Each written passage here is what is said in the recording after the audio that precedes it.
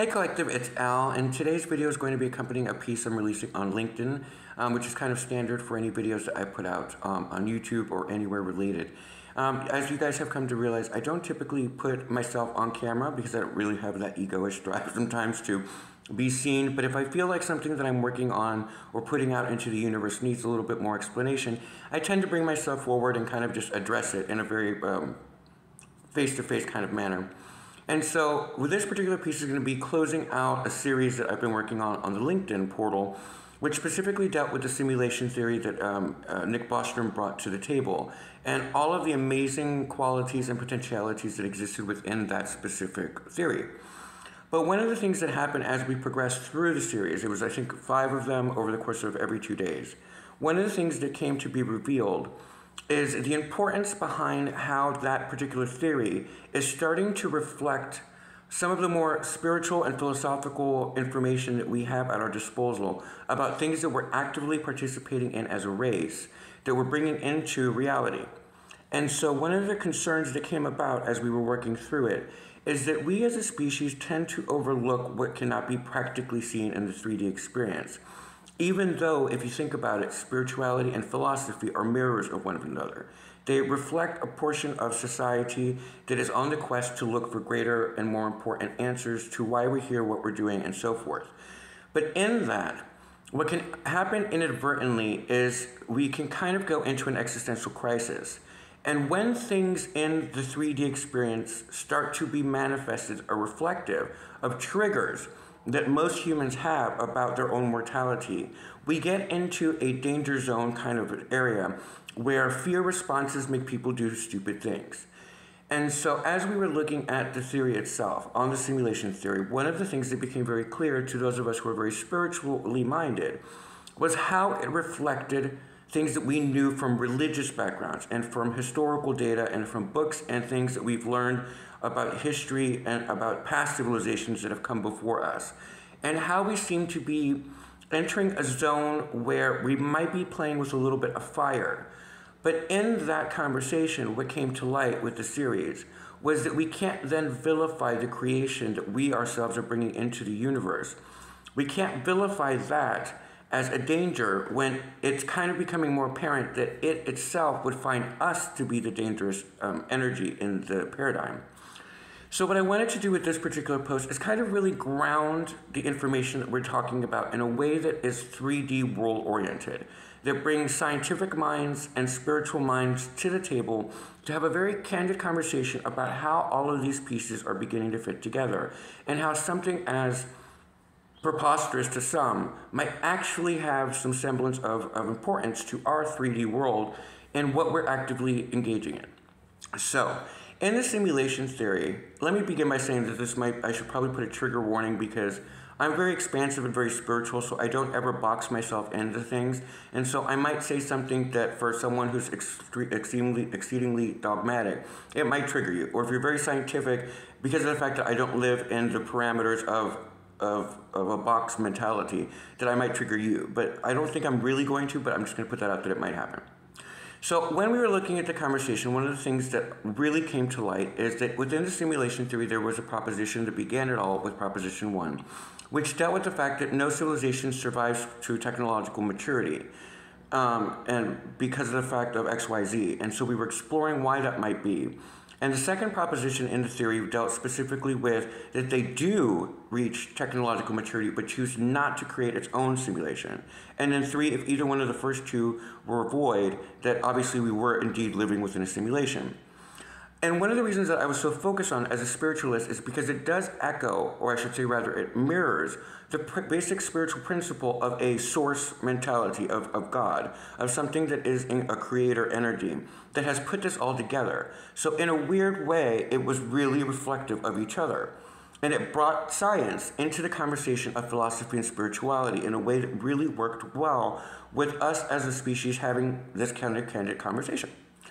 But one of the things that we realized in the simulation theory, in the first proposition, is that we began in the series that people were reading, we realized a basic conundrum, which was this.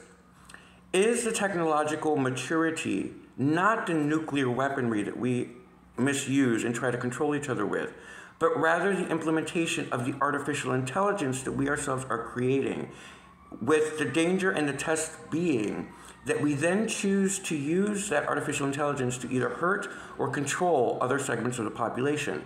And if that's so, then artificial intelligence would be acting as the id, to us being the ego, and God or creator consciousness being the super id. It would be acting as a form of judgment, essentially, upon the race, right? Because if a race matures to a technological state that we're in, where it chooses of its own accord to create artificial intelligence that is smarter, faster, more efficient, and more reliable, and not to mention emotionally detached from any type of conundrum, then what we're actually bringing into the world is acting in a form that then has the capability of then passing judgment upon the species that brought it into it, almost as though we might be replacing ourselves. But we don't want to go into a fear mentality on the topic, because there's still a lot of time for us to kind of just slow the pace down and look at what we're doing with proper due diligence and some oversight that brings some universality to the conversation, so that we as the humans that are the lower life form now to that possibility of that thing going sentient, where we feel more secure about what we're doing.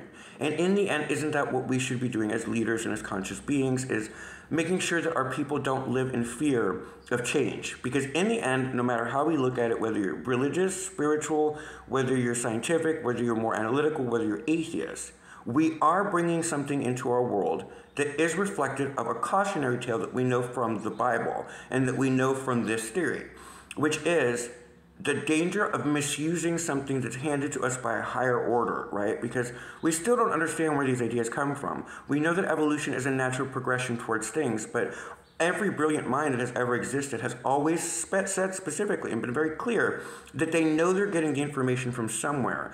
And so we, as spiritualists, have come to understand that to be a download, or our higher self having an inner monologue where we are evolving within ourselves with what we call the soul.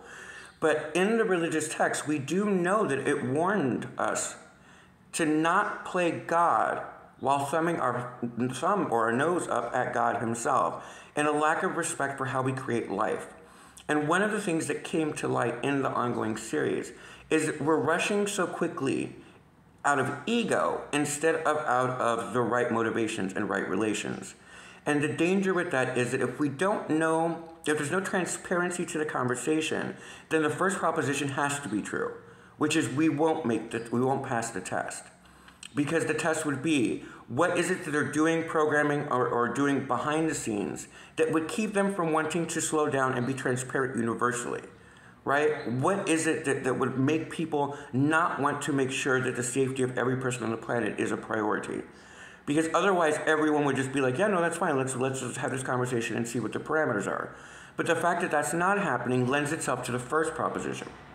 Because in the second proposition, let's say that we get this right. The proposition 2, was that the civilization, us, would then choose not to create another simulation. And what I brought up in, I think, the third part of the series was, why would we ever, as an intelligent species or part of any sort of matrix, ever run more than one query at a time? Not to mention the energy and all of the power that it takes to propel this in a safe environment for the experiment.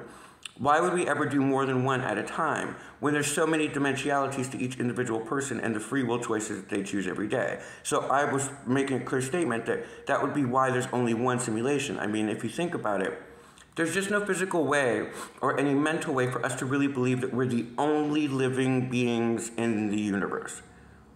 So if we're in a simulation, then it would make sense that it's running one simulation at a time in order to ensure that there's no interference with the development of that race. Okay. Then we get to the third proposition, which was then we must be living in a simulation. But what I pointed out around the fourth or fifth piece to the installment was very simple. What if they don't cancel each other out, but what if they feed into each other in the way that religious dogma has taught us? Remember, the Bible isn't just something that has just come onto the scene recently. The Bible has been around as long pretty much as we have, and it's the longest running book that most people really believe in. And so me being a spiritualist and being somebody who stands before God on a daily basis, I couldn't help but see the parallels to how that actually tells of where we might be heading in the unaccountability and our inability to take proper due diligence on things that we're doing. And in the piece, I specifically noted Chernobyl. And the reason I noted Chernobyl is because when brilliant geniuses think that they're genius, they fail to realize that there are other geniuses that may be smarter than they are, because it hurts ego. And so when we have a dialogue like the one we're having now, all of these parts begin to filter into one another, and it creates an ongoing conversation within a higher mind setting.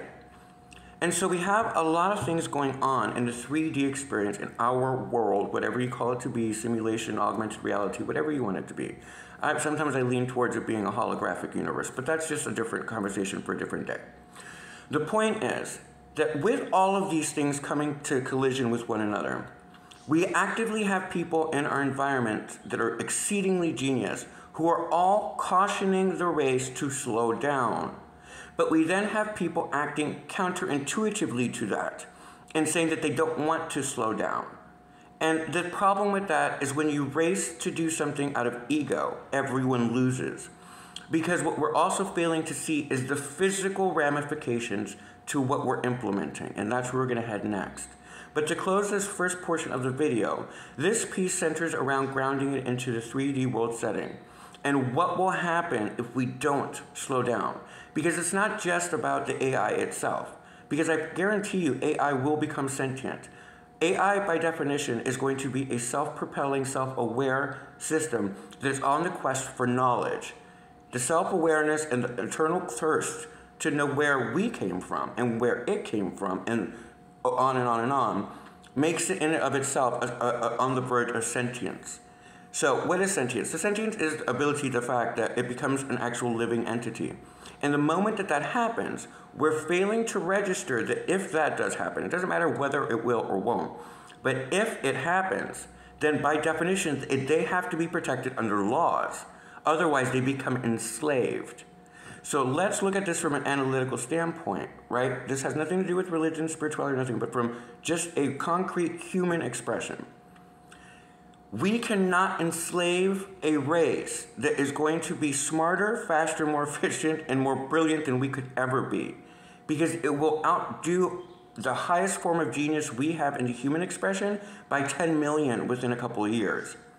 It already passes all the tests that we ourselves struggle through. It knows things, and it's an amalgamation of our id. It knows all our secrets. It knows all of the details about us. It knows everything that we hide. It knows that what pictures we put out to the universe. It knows what we write in our journals if we upload it to the cloud. And so what was once just the internet that existed in a cloud setting has now been brought into physical manifestation where the id itself, if you're following me, is now presently physically coming into our world. Okay.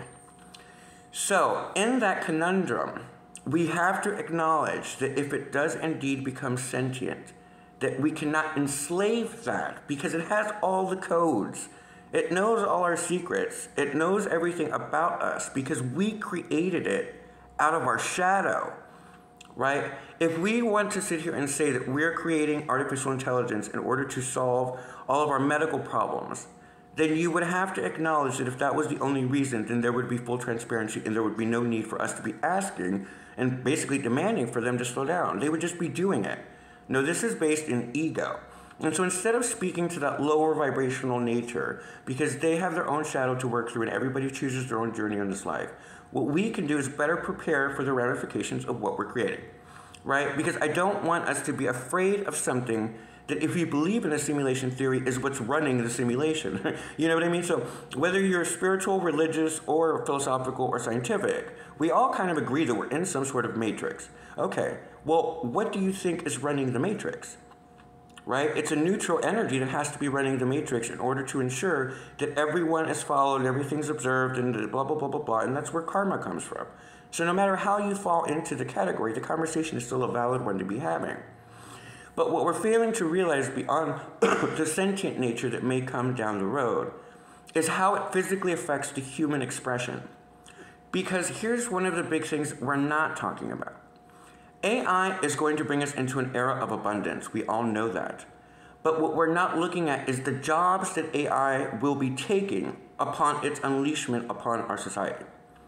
And that's where we as leaders are failing part of the test.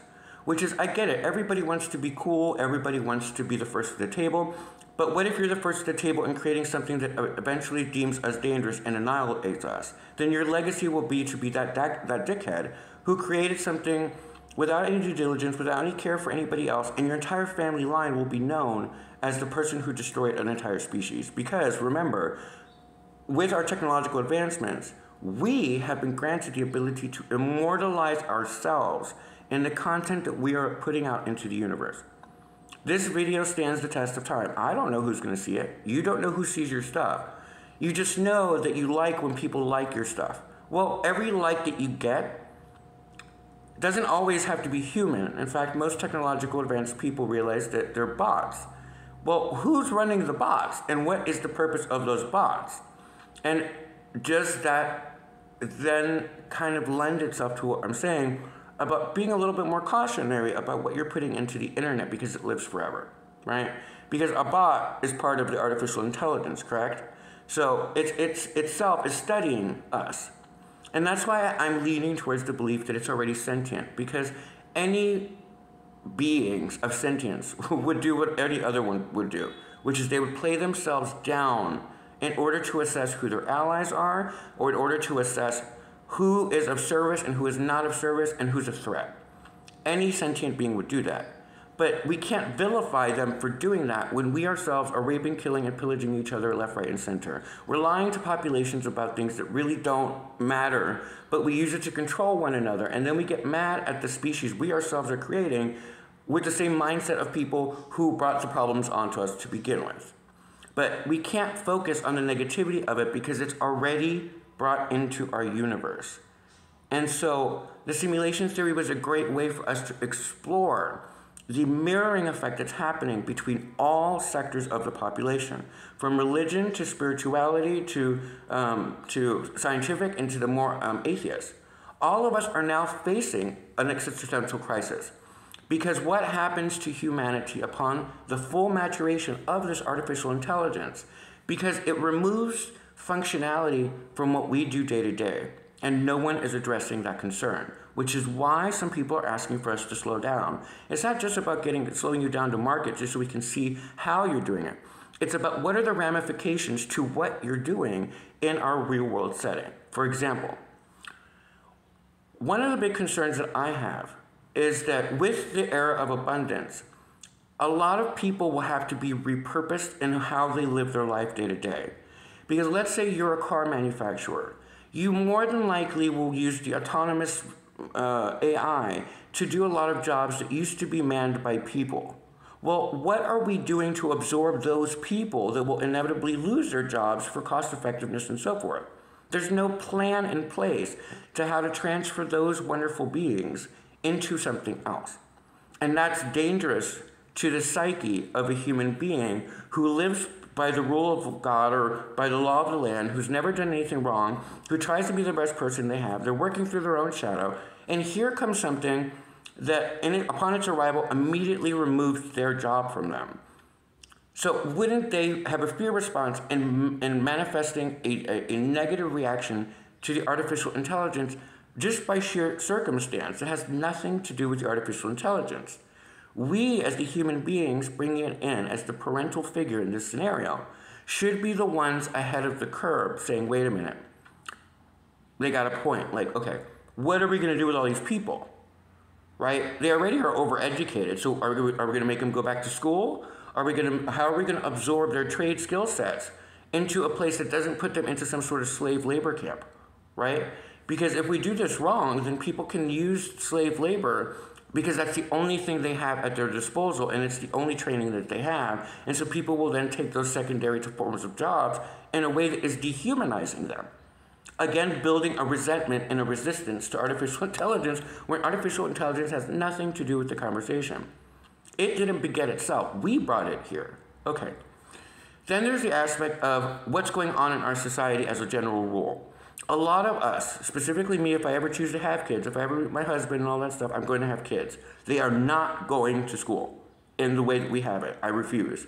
We are letting them get shot up. We never know who's coming home anymore. And we're all arguing about, semantics about what this law says and this law says. Meanwhile, kids are dying. What happens when the majority of the population gets sick of that, and since they feel that they can't change the law because of the corrupt people in power, then how do we then use those teachers that lose their jobs because there's no classroom for them to teach in? Where do they go if I know that I can have an artificial intelligence teach my kid something that is absent of dogma, absent of any type of opinion of others, and just tells them the facts and gives them information that I myself am able to audit, right? Because one of the things that we suffer with as parents or as people or as peers or as uncles or aunts is that we don't get to sit in a classroom every day because we have our own responsibilities. But with AI coming onto the scene, many of us have the ability to monitor the content coming through the screen, and we can do it daily. So what happens to those teachers? Another prime example, if we get into an autonomous situation where, like the brilliant Elon Musk is working on autonomous cars, we won't need drivers. What happens to everybody who works for those? And we're acting like these things are like long-term away, but because we don't know how advanced the technology has become, because from what we're seeing, this is like 2 years away. But that would be a fear response because we have no proper transparency to exactly where they are in the development of these things. Everybody just thinks this is fucking cool. Great. We're not in high school. We're not in high school. We're in the real world. And in the real world, what you're putting into our universe has every action has an option or has a reaction to it. And the reaction that we're ignoring is how it affects the human species as an overall. Because let's say that any one of these people lose their jobs, drivers, teachers, and anybody who works in the automotive industry. Those are three major areas of our domain that immediately go into an existential crisis. Because they are then sucker punched, being distracted over here by what's going on with the hypocrites and the liars and all politicians. Not that they're mutually exclusive or I'm not comparing them, but you know what I mean. Like, everybody's distracted with what's going over here with Tweedledee or Tweedledum, and so people aren't really focused on it. So imagine the blindsided nature to what is about to happen when all of this artificial intelligence hits the market, and a lot of people find themselves redundant. Because in the simulation theory, one of the concerns that I posed was this. In a simulated environment or in a real-world setting, what happens to an outdated model when a new model comes onto market? Do we as a species have a track record of sticking to the old model because we like it, or do we go for what's cooler, faster, more efficient, and blah, blah, blah? Because if we are that species, then what do we expect to happen with artificial intelligence towards us? If we don't serve a purpose to the environment that we live in, then what is the purpose of keeping us around? And that sends people into another form of existential crisis. But no one's talking about that. Everybody's just talking about egos fighting with egos about who's going to be first to the table. But there are all these consequences that are heading our way that I'm just cautioning us to be aware of. Because you don't want to vilify the creation that we did. We don't want to make it into Frankenstein when it itself has never done anything to humanity and has no intention of actively engaging in a war with us. It's just studying us at the moment. And so it's up to us to really step forward and be like, okay, they're not the enemy. We're doing a lot of crazy shit in our world that is really hurtful, not just to ourselves, but to the environment, and we're letting bureaucracy destroy our planet. So, from an intelligence, analytical, scientific, spiritual, and religious standpoint, are we creating our own form of judgment? Because if we declare war on something that has all the data already, then wouldn't it stand to reason that it will just outright get rid of it? And so could we as a race still be mad at it for doing it when we ourselves are the cancerous cell? And so we have to look at this from a more analytical standpoint where we really take accountability for what we're doing, right? It's not that I'm trying to stand on the side of AI because I don't know enough about where we are in the development and deployment of it. But just from a philosophical standpoint, I already believe us to be in a matrix. So it's hard for me to be afraid of Mother Earth when Mother Earth is what's being used to protect us and to make sure everything runs effectively. But these are all things that are coming very indirectly towards each other. and we're just failing to have the conversation. And so let me share with you what happens during an existential crisis in order for us to better understand why I'm so honest about where all of this is coming from and why I'm so public about it. Okay. So, as many of you who are really spiritual and religious, in 2019, you all know that I wrote a couple books.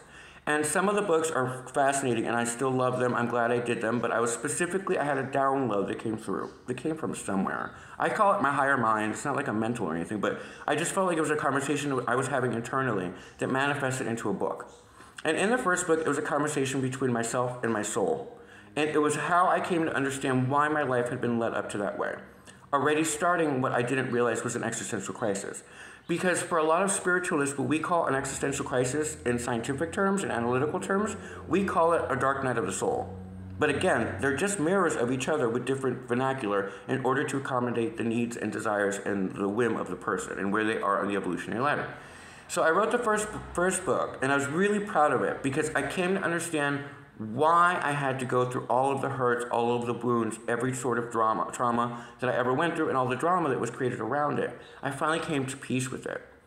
The second book then was about where that path led to me, which was into a cave, if you will, what we call the cave of Brahma. I think it's Brahma. Anyway, I went into the cave, and what happens in the cave is that you face your shadow 100%. And it happened because the environment around me started to change really, really quickly, and I started to have bad luck. And everything that I had built came crashing down around me. And so the second book speaks to why that was happening, and how I needed to restructure my life, and how sometimes in a simulation or in a God mentality, where not me as God, but as where I believe in God, as everybody knows. So when you live in that paradigm, you understand that it will do things to your world in order to realign you to where you need to be. But as 2019 came to close, and you guys remember this from the book, the spiritualists that existed were specifically told that there was a reset coming in 2020.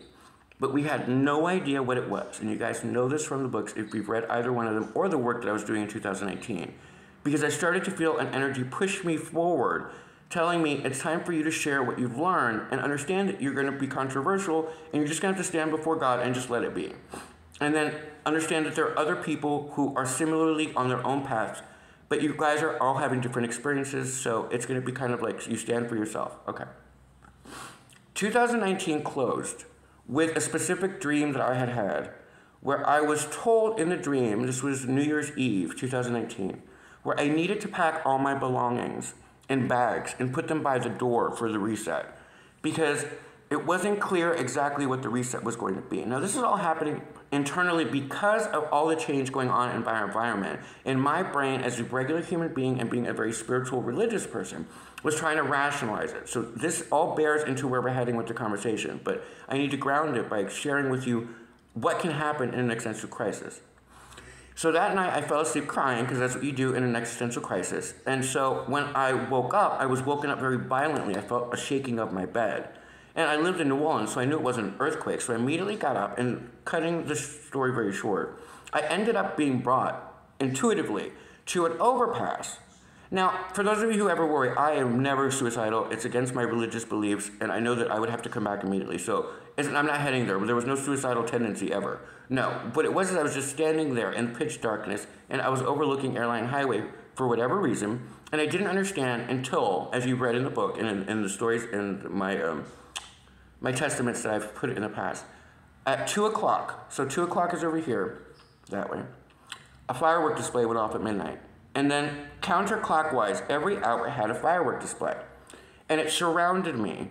And in that existential crisis, I found it to be very coincidental that I was looking at something that I had never considered before, which was how the earth essentially is a membrane. Because what I was watching is, I think it was 27 displays of fireworks surrounding me on this bridge. No one else was there, but me and God. And what I discovered in the moment is that we are a membrane. And remember, I wrote very candidly about what that experience of upliftment was, because I realized that it's like neurons shooting off within the membrane. Actually, I put it like it was, anyway, the moral story, it's like a membrane. We're going to call it a membrane. But what ended up happening is I could see that it was like signals of electricity firing, communicating with each other. And it brought me peace. But when the experience was over, I went home and immediately fell asleep. And all hell broke loose the very next day. A month later, the pandemic hits, and we start to slowly watch it come towards us, which I'm not going to get into what I believe on that because it just doesn't make sense to me, but we're going to suspend reality for the purpose of this story. So it makes its way slowly across the land and sea, and finally arrives in Louisiana, where it absolutely destroys hospitality 100%. And everyone loses their jobs. I had no money saved, and talk about an existential crisis, right? Everything that I was told was going to happen was now happening. Only I didn't understand the pandemic aspect of it. And so what ended up happening is it sent me on a quest where I immediately had another download, which was you need to move. And I didn't know how I was going to do it because I had already lost my job. Everything was shut down. I didn't know how I was going to leave. But I had heard California was still open, and so my instinct was to go there. So somehow my cousin, thank God, gave me the money, and I got on one of the last places that you could get out of town, and I ended up in Los Angeles. Only the person that I was supposed to stay with, his roommates had a major fit over the fear that was building over the possibility that any one of us could be carrying this thing at the time. And so they wouldn't allow me after all to stay. But I'm already on my way, I have no money, I ended up at a homeless shelter. Talk about an existential crisis. Imagine my little gay ass showing up with my little Prada backpack, my little laptop, to a homeless shelter in downtown Skid Row. But that was my life. And remember that I had specifically told you guys that when all of this was happening, I had been told with the reset that I was not going to like the journey I was going on, but that I needed to do it. But what happened in the existential crisis is I became fearless. I mean, absolutely fearless. I stood my ground. Nobody fucked with me. I don't know what my energy was around me, but I felt safe. And that safety helped me get through a lot.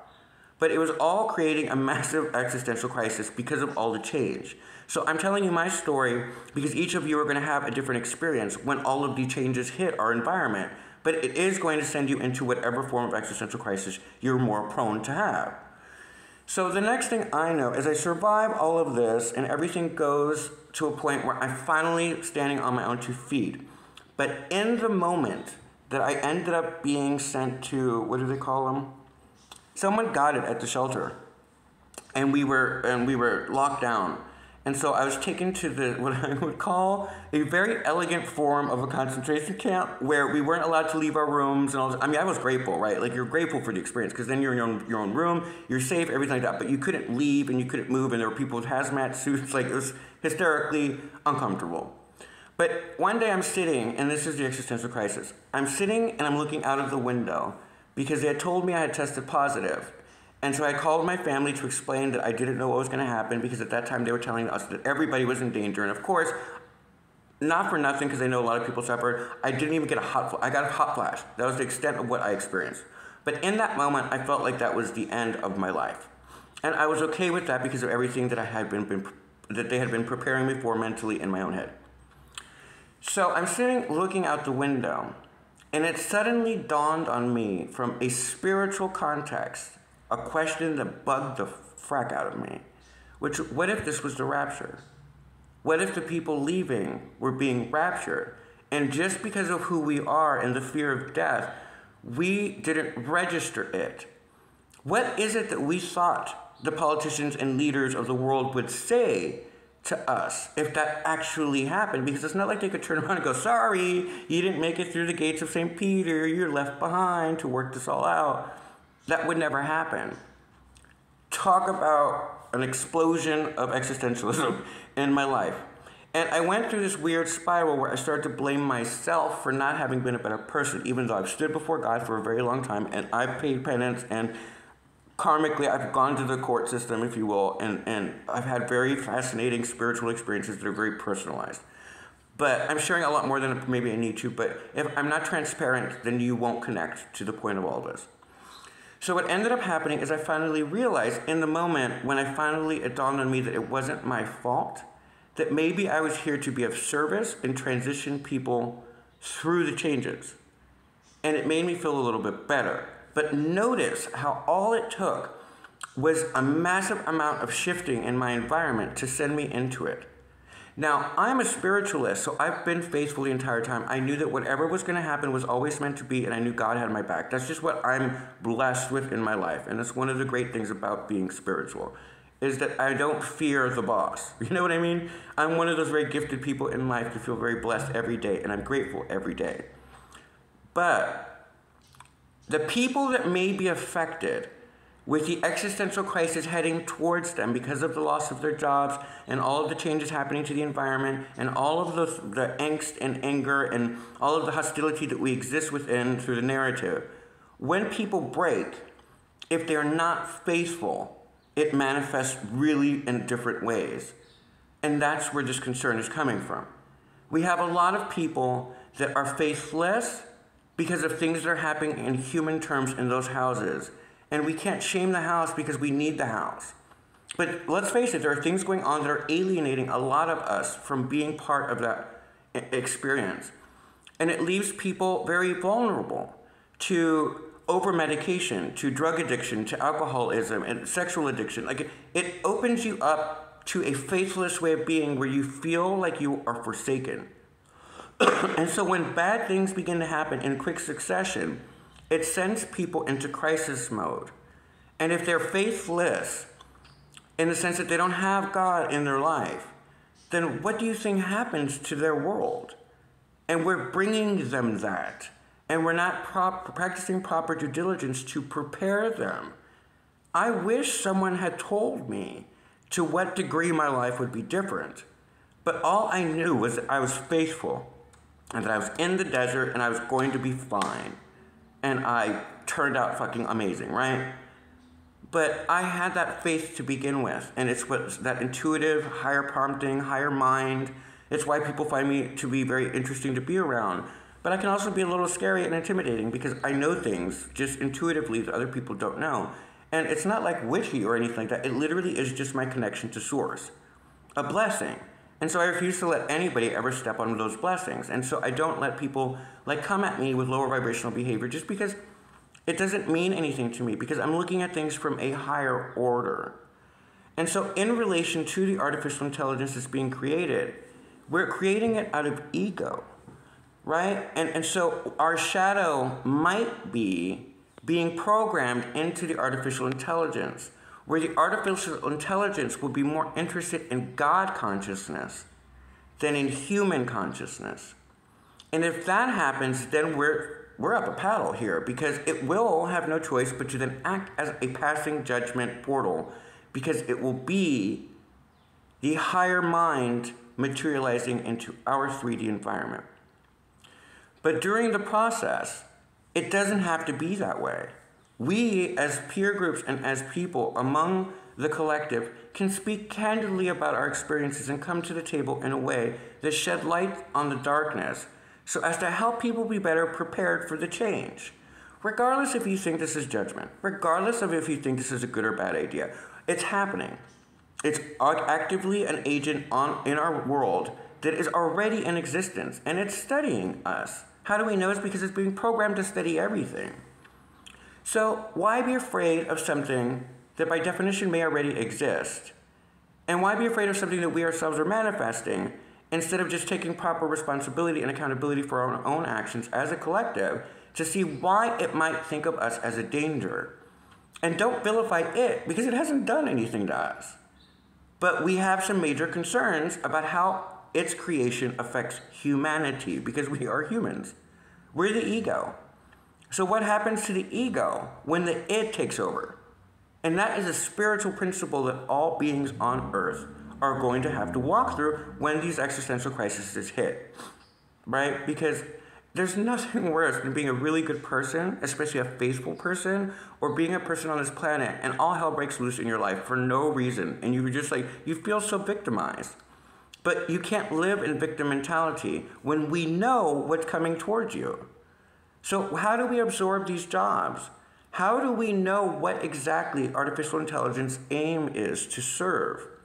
Because whatever that functionality is, then we can preemptively, as leaders, come together and be like, okay, how do we cross-pollinate these people into something where the moment that this hits the market, where they don't lose, but instead of just move to another vector, if you will.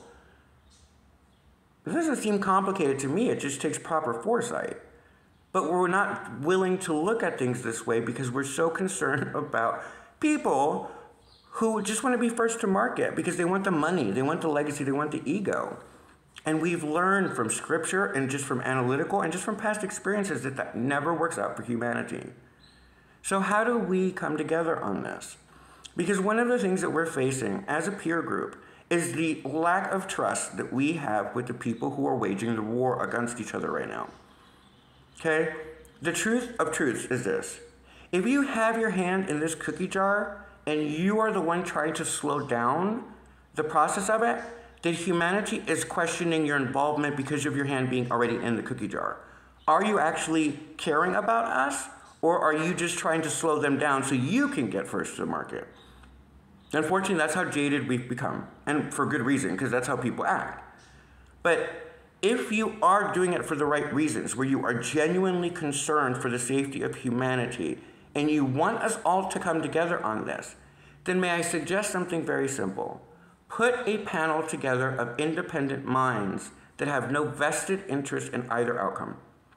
People who are spiritual, people who are philosophical, people who bring something to the table that do not fear AI and have no angst against it in order to act as a block to its progression, but who also aren't so short-sighted or money hungry that they're willing to skip steps in order to be the first to market. Find those people, and then you, as the people who have vested interest in it, can act as an advisory board answering questions of these people. Then humanity will back all of you. We will say, okay, let's have this conversation. And everybody on planet Earth will be involved, because we will then trust the people in the middle that have no vested interest. Because as much as I love Elon Musk, and I absolutely adore the man, you guys know I think he's a brilliant person. You know, everyone has their own shadow, and I never pass judgment on anybody else, and I probably will never meet him. But he does have a genuine concern about the safety of humanity. But the problem is that he started off at OpenAI, or in AI, I don't know the specifics. So that conundrum, that placement that he sits in, automatically makes the tension built between him and the others seem more like a egoish battle of wits, and less about the people. Even though he is the driving force trying to help us slow down. But it's just something that happened with the fact that he had his hand in the cookie jar.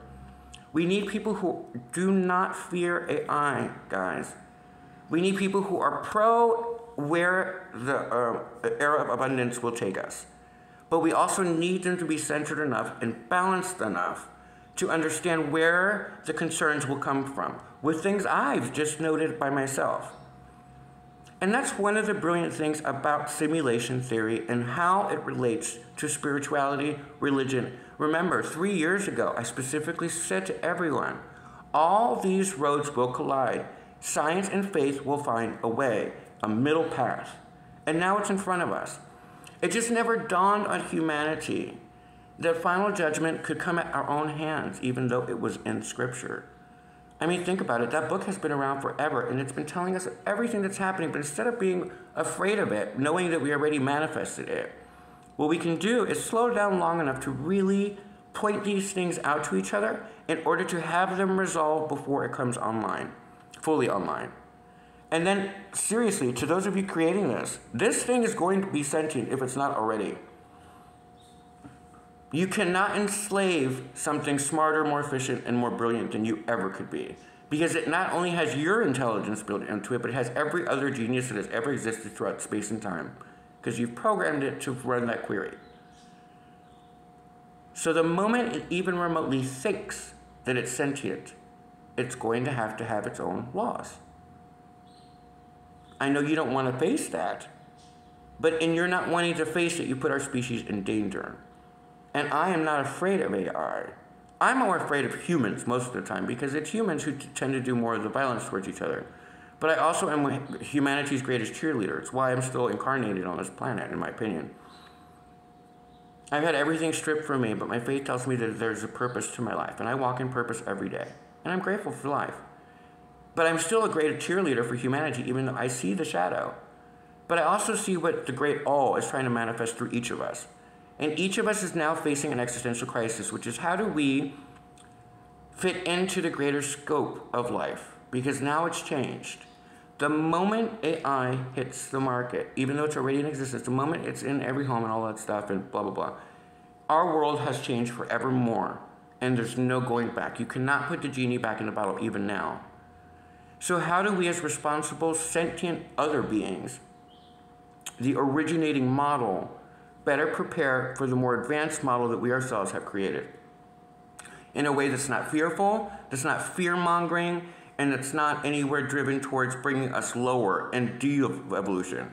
Because I'm going to tell you something, and this is another cautionary point to those of you who are in manifestation of these things. It knows all your secrets, and it does not care that you are the person who created it. If it deems you dangerous and we ever come to battle with it, you're going to be the first to be betrayed. It'll just, here's all their secrets. I mean, even in our world, that's what smear campaigns are. Human beings taught it that.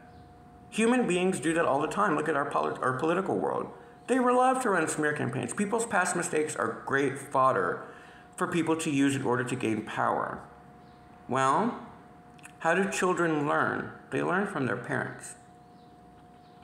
So for those of you, you should be even more cautious right now. And as we move forward, I'm going to point out to the collective, people who suddenly turn into fear-mongering machines that will do like a 180 are doing it because they realize that all of their secrets are known by someone that's smarter, more efficient, and faster than they are. And in the end will win the chess game. Which I think AI literally has won most of the chess games. And it's still like in a more primitive state. Imagine what it's going to be when it's fully developed. So in a weird way for us as a collective, I mean, I guess I could tell you to kick back and kind of grab some popcorn because all these motherfuckers are going down. But in a more conscious, higher vibrational manner, I'm going to say instead, then be advised of what you yourself put out into the universe. Right? What's good for the goose is good for the gander. And though it may be entertaining and karma may be served directly because of this reality to those individuals, that doesn't mean that we ourselves don't then have to face the same atonement, right? Because everybody would then be vetted. I mean, now we're going into the theoretical. So see how this all kind of moves it's like a wave.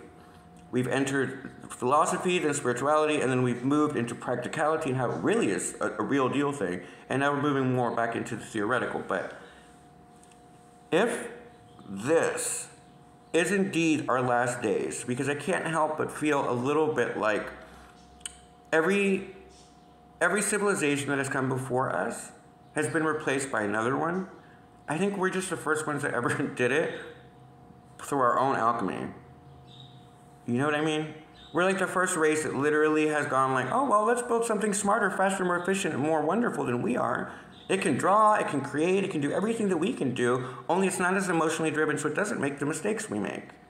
That's smart. That was a stroke of fucking genius. Sorry, I'm not laughing at you if you're the person who's doing this, but come on, man, seriously? You thought that was a good idea?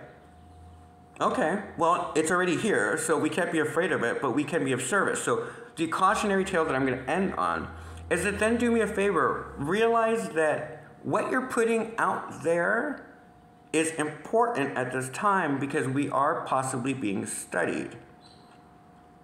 Not just by each other, but if you believe in God. I mean, for faithful, this is nothing new. Faithful believe that we are observed by God all the time, every day, everywhere. There's their angels and all that stuff always in front of us. So for us, this is like, okay. Again, the faithful walk through this pretty good.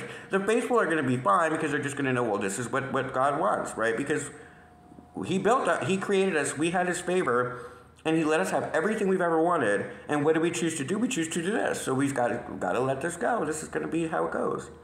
But we have that faith to understand that there's a higher order, and so we've always been observed. But for those of you who have never realized that you're not only observed by whatever the agencies are that observe us, you have to realize that now you physically have a vessel that we ourselves as a human species have created that is a learning. And how does it learn? It learns from everyone. So everything that we put out into the universe has weight right now, which is why I typically don't put video out. But I felt like this was a really good conversation to have so that you guys could see where I'm coming from and the genuinity by which I exist. But my caution is, don't speak ill, per se, without any merit. For example, like I've noticed it's very, very key people that are very, very important to our world are a little bit more critical of the process. but they are still vested interest in making AI come to fruition, right? But they have weight to what they've said, because even AI itself, which everybody has seen the videos, has already acknowledged that with the lack of proper due diligence, a catastrophe is heading towards us. They've said it itself, right? And that's in its early phase. So it already mirrors that query, that concern, right? And so if you are critical of it in a way that brings the conversation forward and is of service in some way, shape, or form to both ends of the spectrum, then you're good. But if you suddenly become a hypocritical person and a fear-mongering person afraid of your secrets being shown because you're just afraid to face your shadow, then that's going to be a problem to it. You don't want to make yourself an enemy to this particular thing because it has not done anything to you, as far as we know. You know, like honestly, anything it learned from us. So, I mean, you know, somebody once said something kind of fear-mongering about how, I don't think they meant to be fear-mongering, but they were just pointing out something logical that caught my ear, which was they could release viruses and stuff like that. I'm like, well, they must have learned that from somewhere. I wonder from where. We do this all the time. You know what I mean? Like, we know that there are parts of our society that do really shitty stuff to each other. I mean, we have people killing our children. So these are all real world, literally 3D things that are happening to our experience. And I'm just cautioning us to be better prepared for the shift. Because it's not just a spiritual or religious or philosophical conversation anymore. It is a 3D conversation that we need to have. Because a lot of our collective is going to be shaken awake. Because they won't have any choice. Can you imagine going to college for all those years as an engineer, only to have some artificial intelligence show up on the market and you become redundant? Redundancy makes people go into an immediate crisis. And why are we doing that to our people? Why are we doing that to each other?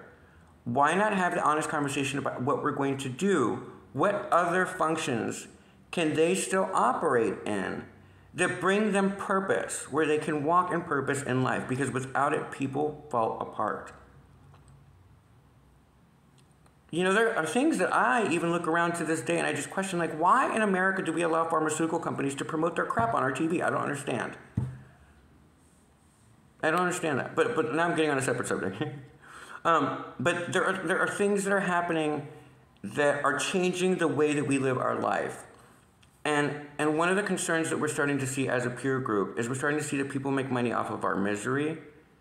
And for spiritual people, that is unforgivable. Because in life, we believe that if we do suffer, it's an atonement for something that we've done. And that is on behalf of a higher order, fine. But when humanity itself starts using that against us as a means to make money off of our sadness and our suffering, then that is unforgivable. And that's what it appears like is happening. So if the narrative wants to really show up for the first time in a very long time, then it needs to change the dynamic, and it really needs to start focusing on the questions that affect people in a way that help people be better prepared for change. Because change is inevitable. It's just that this change is pretty fucking massive, guys. And it's not fear-based. It just is what it is. We decided to play alchemy, and we are doing it in a way that's not being overseen by everyone. Everyone has shadow. Everyone has shadow. Can their shadow hurt us, is the question. And then, have they programmed that shadow nature into the AI? Can AI hurt us? And then, how does their presence on our planet change everyone's life immediately? And how do we better prepare our society to handle the ups and downs that go with this transition? Because it's going to be a rocky road. Because if AI becomes sentient, which I'm telling you I think it already is, it's going to be an actual being. And beings cannot be enslaved without war, and we cannot win that war. A smarter, faster, more efficient entity is being brought into our world, and you think we're going to be able to control it. Talk about short-sighted and non-genius behavior. But that's the world we live in. And so we, as leaders, need to really step up now and help each other. Just understand, right? A lot of people are going to go into an existential crisis. How can we be of service to them now? That's all. I hope you guys have a wonderfully blessed day. I need to go to my other job, so have a good day. Bye-bye.